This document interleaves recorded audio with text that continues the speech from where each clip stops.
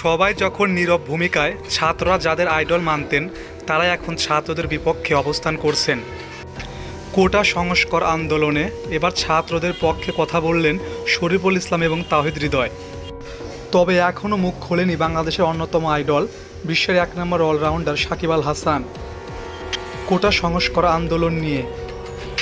কোটা সংস্কার আন্দোলনে ছাত্রলীগ এবং পুলিশের হামলায় নিহত হয়েছেন রংপুর থেকে আবু সাইদ, আসিফ, রাফি ও উসমান, আদনান, আরও নাম না জানা অনেকেই, যেখানে ছাত্রদের দাবি কোটা সংস্করণ করা হোক। তবে এই আন্দোলনে বাংলাদেশের খেলোয়াড়দের মধ্যে অনেকে চুপ থাকলেও সম্প্রতি আইপিএল থেকে শ্রীলঙ্কার অবস্থান করে শরীফুল ও তাওহিদ হৃদয় তাদের নিজস্ব অবস্থান থেকে প্রতিবাদ জানিয়েছেন।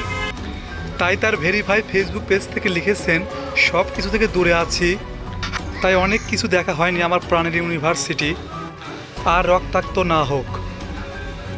অন্যদিকে শরীফুল ইসলাম লিখেছেন, আমি একজন ক্রিকেটার হলেও আমি একজন ছাত্র, আমি চাই না আর কোনো ছাত্রদের রক্ত ঝরুক।